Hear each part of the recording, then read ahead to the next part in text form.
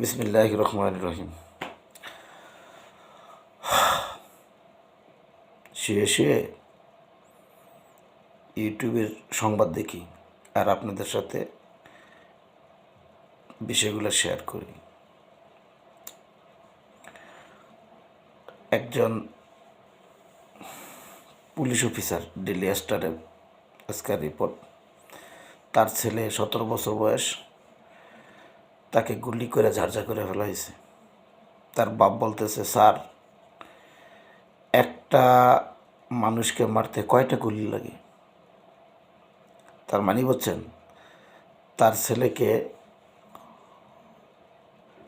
গুলি করে ঝাড়ঝা করে ফেলছে। তার কষ্ট লাগতেছে, লাগাটাই তো স্বাভাবিক।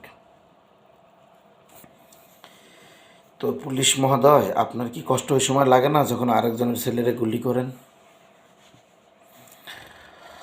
আপনি বলবেন, আমি চাকরি করি, ঊর্ধ্বতন কর্মকর্তার নির্দেশ আমাকে পালন করতে, আমার কিছু করার নাই। I M A servant of state, আমি প্রজাতন্ত্রের গোলাম, আমি তো করতে বাধ্য রে ভাই। বুঝলাম আপনার কথা, ঠিক আছে।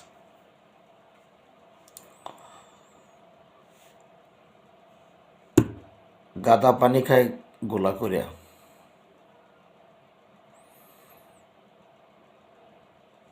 ইন্টেলিজেন্টগুলো কী করে? আজকে বদিউল সাহেবের কথাটা খুব আমি সাপোর্ট করব। এনবিআর চেয়ারম্যান, এই বাংলাদেশের যতগুলো সরকার ব্যর্থ হয়েছে ইন্টেলিজেন্সের কারণে ব্যর্থ হয়েছে। এরা কি কি ধরনের ইনফরমেশন সরকারকে দেয়, রাষ্ট্রপ্রধানকে দেয়? এটা তো সরকার চাইলে পরিবর্তন করতে পারতো। এটা তো নির্বাহী কি বলে যে, তো বিচার বিভাগের কাজ না, এটা নির্বাহী বিভাগের কাজ। প্রধানমন্ত্রী এই জিনিসটা অনেক আগে সমাধান করতে পারতেন। তা নাকি এই বুদ্ধিটা কেউ দেয় নাই। কতগুলো জীবন গেল। এখানে গোলা পানিতে মাছ শিকার করতে আছে আরেকজন। কি বলবো আর? তোমরা আন্দোলন করবা পুলিশের সাথে এগেনিস্টে, সরকার এগেনিস্টে, দেশের জাতীয় সম্পদ নষ্ট করছো কেন? মেট্রো রেল ভাঙছো কেন? নিজেদের সম্পদ। বিটিভি ভবন ধ্বংস করছো কেন? নিজেদের সম্পদ। পুলিশ একটা গুলি দিলে তোমরা 5টা মারো, পুলিশের গাড়ি ভাঙো, পুলিশের লগে লাগো, পুলিশ তোমাদের যা তোমার শত্রু, তুমি তারে প্রতিহত করো। বুঝলাম, তর্কার খাতিলে পুলিশ তোমার এই মুহূর্তে শত্রু, তোমার আন্দোলনে বাধা দিচ্ছে, তুমি পুলিশের সাথে লাগো, ইটপাকের নিক্ষেপ করো, পুলিশ তোমাকে গুলি করে, ধাওয়া পাল্টা তাওয়া চলতেছে, যুদ্ধ হইতে আছে। তো তুমি তোমার দেশের সম্পদ নষ্ট করো, ওটা তো বোবা জিনিস। মাথার ভিতরে কিছু নাই। স্টুপিড। কে শিখেছে আমাদেরকে এগুলো? আসলে তোমাদের দোষ কি? আমরা তো ওই জাতি যারা নেগেটিভ জিনিসগুলোকে প্রমোট করি। ওই যে কতগুলো যে আছে মোবাইলে দেখি, তারা কি করে জানো? তারা ওই দেখতাম যত গরিব মানুষ আছে, গ্রামের সাধারণ লোক আছে, তাদের জীবনের গল্প শোনে। কি বাপে মেয়েকে খারাপ কাজ করছে, মেয়ে আইসা নাম পরিচয় না দিয়া এই গল্প শোনাচ্ছে। দুলাভাই শালির সাথে খারাপ কাজ করছে, আয়সা জীবনের গল্প শোনাচ্ছে। তোমরা একবার দেখো, মূর্খ জাতি, ওই চ্যানেলের মালিক কি তার জীবনের গল্পটা কখনো তোমার গায়ে শোনাবে? তার ইমেজ সংকট হবে, সে শোনাবে না তো। সে যে কারোর সাথে পরকীয়া করছে, তার জীবন ধ্বংস হয়েছে, শোনাবে না তো। নেগেটিভ জিনিসগুলো কখনো প্রকাশ করতে হয় না, ইসলামও আছে, ডেকে রাখতে হয়। পজিটিভ জিনিসগুলো, ক্রিয়েটিভ জিনিসগুলো ট্রান্সফার করতে হয়। কোন জিনিস প্রকাশ করতে হয়, কোন জিনিস প্রকাশ করতে হয় না, এটুকু জানা উচিত। কমন সেন্স থাকা দরকার। ইংল্যান্ডে থাকতে পত্রিকার প্রথম পৃষ্ঠায় নেগেটিভ ছবি দেখতাম। তো আমি একজনের সাথে বললাম যে এটা কেমন?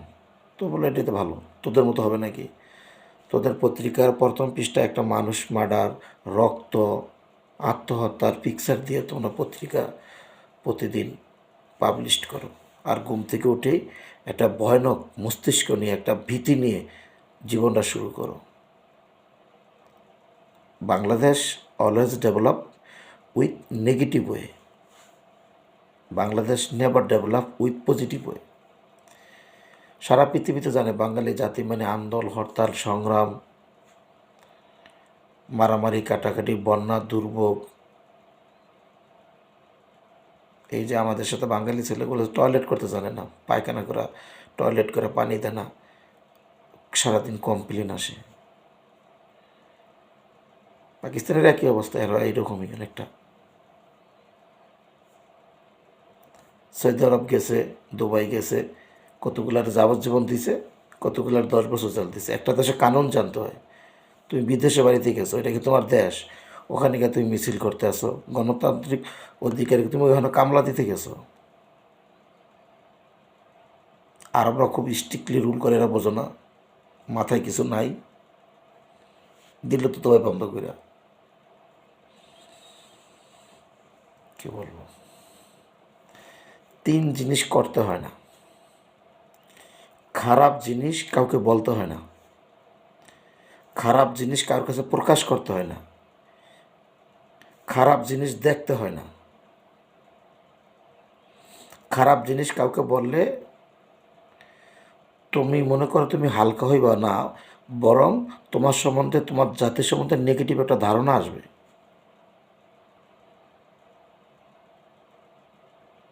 খারাপ জিনিস দেখলে মস্তিষ্কের ভিতরে ভীতি সৃষ্টি হবে, শরীরে যে বায়োলজিক্যাল পরিবর্তন আসবে, যার দ্বারা রোগ সৃষ্টি হবে। তা আমি কেন আরেকজনের একটা খারাপ জিনিস দেখে, একটা রক্ত দেখে, একটা ব্লাড দেখে আমার নিজের শরীর নষ্ট করব? তাহলে তুমি পত্রিকায় কেন এই জিনিস দিয়ে আরেকজনকে ক্ষতি করতেছো? এগুলো ভিতরে পৃষ্ঠে অল্প করে দিতে হয়। পজিটিভ জিনিসগুলা প্রকাশ করতে, ক্রিয়েটিভ কিছু প্রকাশ করতে হয়। মালয়েশিয়াতে আইএসের হামলা হয়েছে, টোটাল টিভিতে দেখা নেই, ধরে ধরে ব্রেস্ট ফায়ার করে মেরে দিছে। যে নেগেটিভ জিনিস প্রকাশ করে কি আমার দেশকে আমি জঙ্গি তকমা লাগাবো? সাংবাদিকরা আরেক স্টুপিড। আমরা পুরাটাই তো মূর্খ জাতি, আমি সহ মূর্খ, আমরা মূর্খ, রাবিশ। Stop everything. কি আওয়ামী লীগ, কি বিমি, তোমার ফায়দা কি?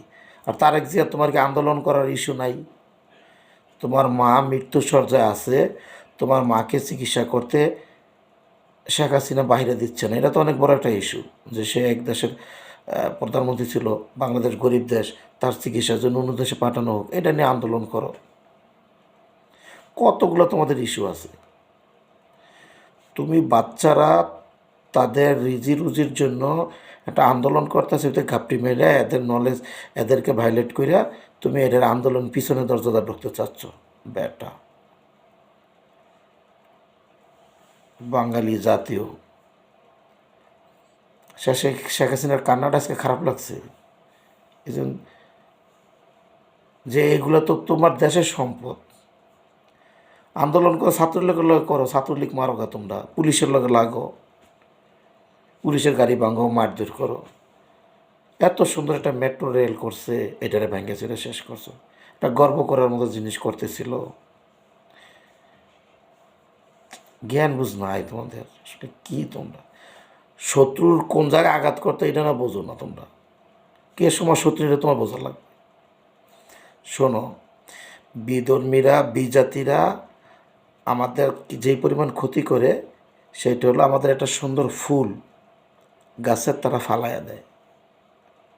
তারা তোমাদের সাথে পলিসি করে এই আমাদেরকে টেরোরিস্ট তকমা দিয়ে, আমাদেরকে জঙ্গি তকমা দিয়ে, আমাদেরকে অসভ্য বর্বর যাযাবর তকমা দিয়ে ডিভাইডেড অ্যান্ড রুল করে।